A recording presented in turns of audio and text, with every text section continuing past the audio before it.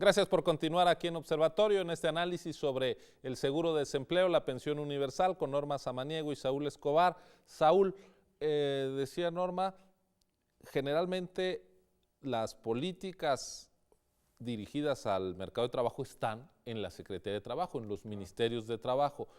En la propuesta del Ejecutivo se está pensando que intervenga la Secretaría de Hacienda atendiendo cuando haya faltantes financieros, el Instituto Mexicano del Seguro Social con una nueva tarea, de por sí es una institución que se ocupa de las pensiones, de la salud, ahora una más, y además pues no llega a todos los trabajadores el IMSS formales, por ejemplo los trabajadores del Estado están en el ISSSTE. ¿Cuál es tu balance de esta aproximación a la institucionalidad que sería necesaria para echar a andar un genuino seguro de desempleo? Que nos está faltando la otra pata de la propuesta, que es un sistema muy activo, muy desarrollado de políticas activas, que debería efectivamente recaer en la Secretaría del Trabajo, que desde mi punto de vista ha sido desmantelada, ha sido relegada, abandonada desde hace varios años. Y yo te pongo el ejemplo del Ministerio del Trabajo de Brasil. Ellos tienen una institución oficial que se llama Observatorio del Mercado Laboral. Y para darte un ejemplo, tienen un sistema en el que en tiempo real saben cuántos trabajadores son contratados y cuántos son despedidos en todo Brasil, porque las empresas están obligadas a informarle al ministerio de altas y bajas en sus propias empresas. Entonces saben eso en tiempo real, todos los días están monitoreando altas y bajas, despidos, contrataciones, saben cuánto ganan, porque las empresas también están obligadas a reportar cuánto ganan, el salario, y saben en qué están trabajando. Han elaborado un catálogo de ocupaciones para saber cómo se comporta el mercado laboral, cuáles son las ocupaciones que ya no son necesarias o están siendo abandonadas y cuáles son las nuevas ocupaciones. Bueno, en México no tenemos un sistema de información como este en el Ministerio, en la Secretaría del Trabajo, pero ni de lejos. Apenas el Seguro Social tiene un sistema de información todavía muy deficiente de altas y bajas, que se mueve con mucha dificultad. Entonces nos falta mucho trabajo institucional para saber cómo está nuestro mercado de trabajo, a dónde va, cómo se orienta, cómo funciona y desarrollar las políticas necesarias para fortalecer ese mercado laboral. Ahora, otro asunto que me preocupa mucho es que los diputados, por alguna razón que tendrán que explicarnos, dejaron fuera a los trabajadores del apartado B, es decir, a todos los empleados de los poderes de la Unión, los dejaron fuera. La propuesta inicial los incluía y la propuesta de los diputados en reforma constitucional los dejó fuera. Bueno, habrá que ver cuáles son sus razones, supongo que son razones básicamente financieras, pero no se entiende muy bien, porque en muchos países, incluyendo estos que acabo de mencionar, Brasil por ejemplo, sí están incluidos los trabajadores del apartado B, los trabajadores públicos, y luego nos falta saber qué va a pasar con los trabajadores de los estados y los municipios, que bueno, ahí quizás sea una decisión de las legislaturas de los estados, pero todo esto nos lleva a un sistema muy fraccionado de laboral, ¿no?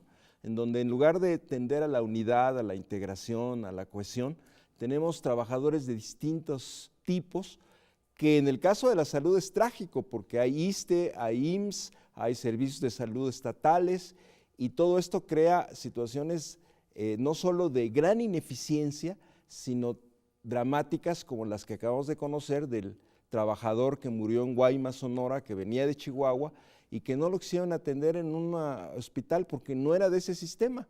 No, aquí no le toca, váyase a otra ventanilla. Bueno, pues si me estoy muriendo, ¿cómo voy a ir a otra ventanilla? Pues no me importa. Entonces es un ejemplo terrible de esta fragmentación del mercado laboral, de la situación de los trabajadores, de los institutos de salud, de los sistemas de protección.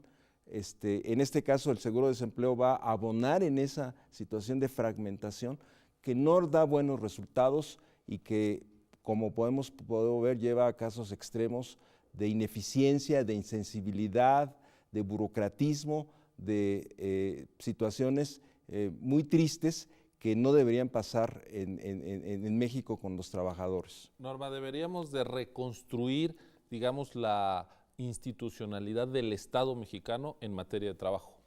Yo creo que es fundamental, sí, Hay, por ejemplo, en materia de capacitación, fuimos de los pioneros en algún momento en dar programas de capacitación para desempleados. Es más, tratando de subsanar la ausencia de un seguro de desempleo, se daban becas de capacitación. Este tipo de seguros en algún momento creció de manera importante, pero por muchos años ya se mantuvo casi estático. Entonces yo creo que hay necesidad de revitalizar toda esa parte de las políticas activas de empleo. Y respecto a lo del seguro, yo quisiera comentar que hay aspectos positivos que se tomaron de la experiencia reciente en materia de seguros.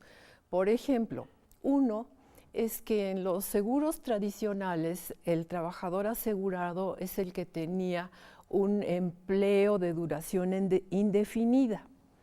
En este seguro ya se incorporan un cierto tipo de trabajo temporal o de incapacitación, es decir, otro tipo de trabajo que no es el clásico trabajo de contrato de duración indefinida. Este es un punto interesante y es positivo. Sin embargo, hay otros puntos que quizá están débiles. Uno de ellos que yo mencionaría es el lapso de espera excesivamente largo para otorgar el seguro. Se piensa que se tiene que esperar 45 días de haber estado desempleado para solicitar el seguro. Este lapso es el más largo que yo conozco de todos los países que yo he estudiado. Ningún país tiene un periodo de espera tan largo.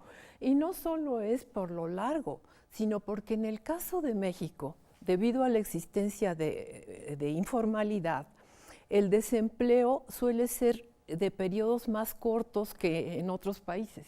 Por ejemplo, en los países europeos hay muchísimo desempleo de años de duración o de más de un año. En cambio, nuestro desempleo se concentra en el de un mes, mes y medio de duración. Entonces, los que están en un mes y medio de duración casi son la mitad. No sé, porque son gente que vive al día. Entonces, en ausencia del seguro de desempleo, caen en la informalidad. Entonces, si se mantiene ese lapso de 45 días, pues no se evitará que una parte muy importante de quienes están desempleados, de todas maneras, tengan que recurrir a trabajos de naturaleza informal. La parte del financiamiento, que es muy importante, ¿cómo la ven? Mira, yo agregaría lo que dice Norma. También me parece que la propuesta es muy dura en términos de semanas de cotización. Se me hace que los 24 meses ahí que habla es demasiado tiempo para tener derecho a un seguro de desempleo. En la experiencia internacional esto es de 6 meses, de 12 meses máximo, pero es una excepción. Pero el periodo de cotización es demasiado largo. Las cuotas son demasiado altas, ese 3% del que se hablaba, que parece que ya se abandonó por parte del Congreso, pero que venía propuesto ese 3% de cuota patronal, también me parece demasiado alto. Por ejemplo, en Brasil es en Brasil no es contributivo en el sentido de que ni obreros ni patrones pagan el seguro de desempleo, pero viene del impuesto sobre la renta que pagan las empresas. Un 1% de ese impuesto se da al fondo del seguro de desempleo, que no solo atiende seguro de desempleo, se llama fondo de amparo, sino seguro de desempleo y políticas activas. Pero bueno, es 1%. Entonces a mí me parece muy alto lo del 3%. En Chile, que me parece que me da la impresión de que está un poco copiado esta propuesta del modelo chileno, es también menos del 3% la cuota obrero patronal, aunque ahí hay cuota obrera, no solo patronal. Entonces me parece muy alta también. Eso da la idea de un seguro que va a tener una cobertura muy baja, porque no muchos trabajadores van a poder cumplir con los requisitos. Otro asunto es que se va a contratar o se va a poder dar una vez cada 5 años, lo cual también me parece excesivo. En otros países el periodo para poder recibir el seguro es menos largo, y yo creo que esto me da la impresión de un seguro con muy baja cobertura que va a cubrir a muy pocos trabajadores. Yo creo que deberían reflexionar los legisladores, la sociedad, abrir un debate para que sea un seguro más eficiente, que pueda cubrir a más trabajadores, que responda mejor a la situación para la cual fue proyectada, y tener un seguro más adecuado al mercado laboral mexicano. Bueno, tenemos su balance, una buena iniciativa, pero con muchas deficiencias en su práctica. Vamos a hacer una pausa y ya volver a nuestro bloque de conclusiones. En estos espacios el tiempo vuela, pero sí quisiera una reflexión de cierre sobre la viabilidad y qué habría que ir cambiando a estas propuestas para que sean efectivamente derechos exigibles para el conjunto de los trabajadores y de la población. Continúe con nosotros, ya regresamos aquí en Observatorio.